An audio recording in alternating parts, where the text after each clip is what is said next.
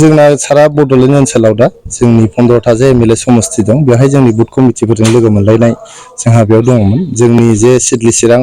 MLA समस्ति दं एसे गिदिर समस्ति जानायखाय जों बेखौ पार्ट मोननै खालामदों दाखालि पार्ट मोनसे काजलगावआव खालामखांबाय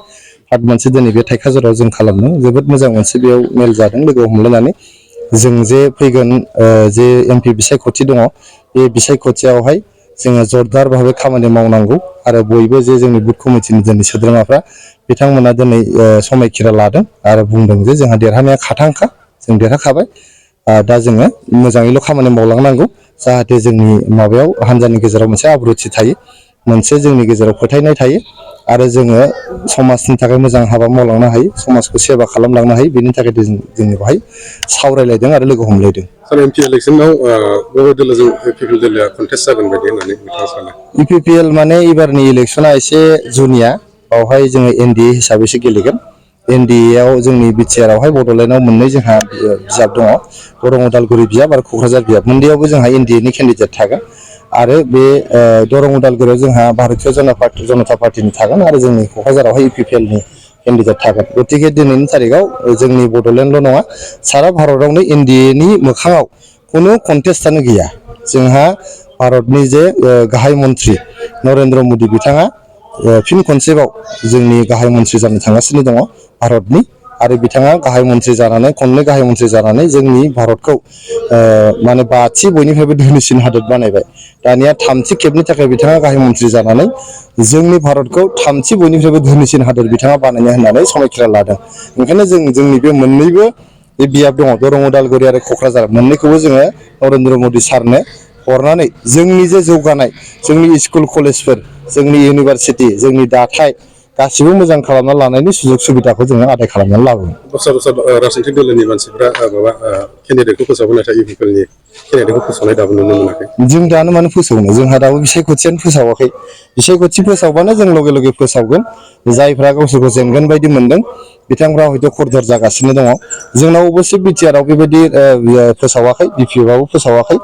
कंग्रेसआबो फोसावाखै जों इउपिपिएलआबो फोसावथ'वाखै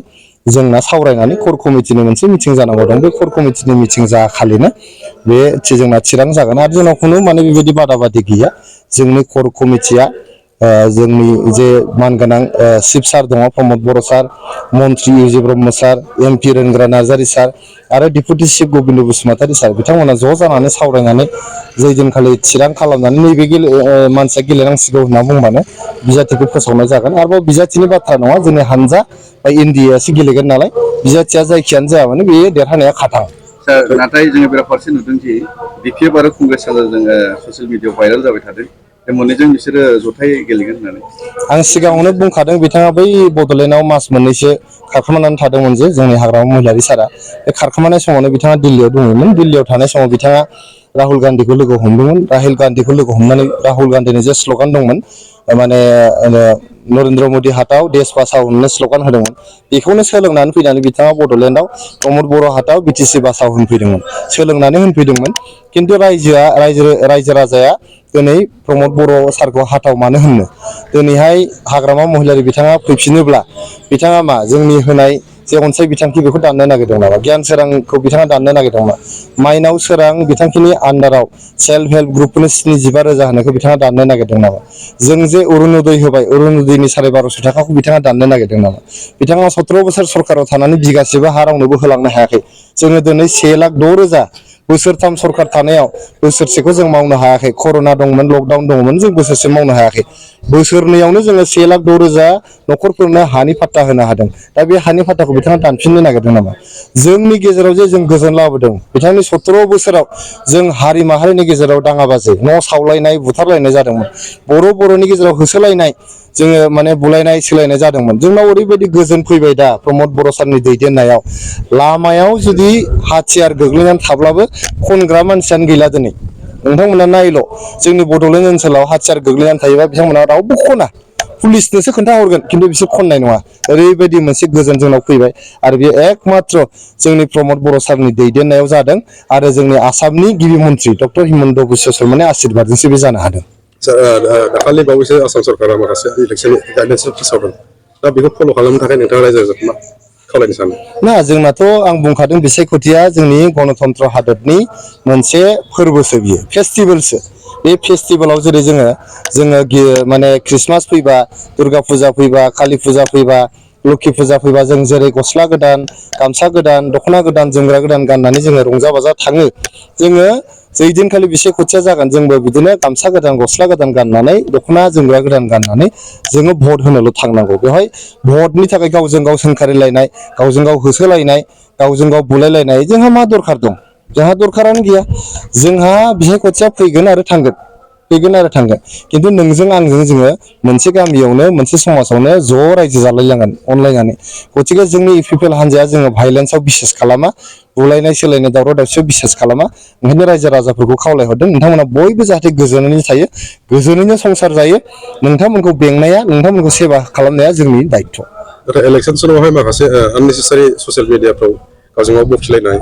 ओमफ्राय माखासे नाङै नाङै भिडिअफोर फोसावो बेफोरनि बिसय माबायदि सांग्रां थाजानो फोसावनो नाङा बेफोरखौ आं खावलायदों गावजों गाव नांलायनांगौबो गैया फोसावलायनांगौबो गैया जों आरामसे रुजु रुमु गोजोनै जोङो रायजो जानांगौ बिसायख'थिया सानसेल' जायो अखानायैनो जोंहा ज' ज' रायजो जालायफिननांगौ जायो ओंखायनो बिसायख'थिनि थाखाय मानो नांलायनांगौ बुलायनांगौ जाखो बेफोर जिनिसा बिपिएफनिसो मन्त्र जोंनि इउपिपिएलआव बेफोर मन्त्रआ गैया जोङो बुलायनाय सोलायनायाव गैया राजनितिनि थाखाय जोङो बुलायनाय सिगिनाय सोरखौबा दाबि धमखि खालामनाय होसोनाय दावराव दावसि खालामनाया जोंनि मन्त्र नङा बियो जाहैबाय हाग्रामा महिलारि सारनि मन्त्र आरो बिपिएफनिसो मन्त्र। सार खोनानो मोनदों इउपिपिएलनि बिजाथि हिसाबै नोंथांमोननो सायख'गोन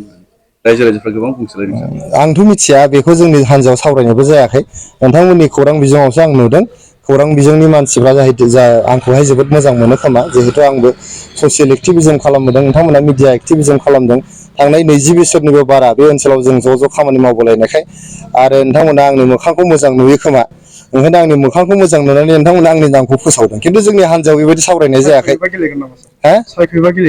बे खुनु बिजाथिनि बाथ्रा नङा बिजाथि गेलेनाय नङा बावहाय माने हान्जायासो गेलेगोन जोंनि ट्रेक्टर जे सावगारि बेवहाय नोंथांमोना आंनि नामखौ फोसावदों खिन्थु जोंनि हान्जायाव बेबायदि सावरायनाय जायाखै।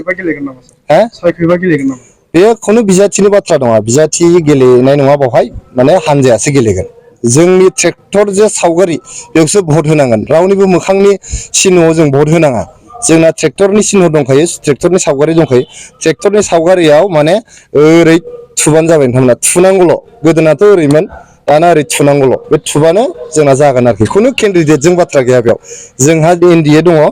एनडिएआव जोंहा दैदेनगिरिया नरेन्द्र मदि सार जोंनि डक्टर हिमन्त बिश्व शर्मा सार आरो जोंनि बड'लेण्डआव जोंहा प्रमद बर' सार बिथांमोननि मोखांखौ नायदो आरो ट्रेक्टराव थुदो बेल'नो जोंना। Thank you sir.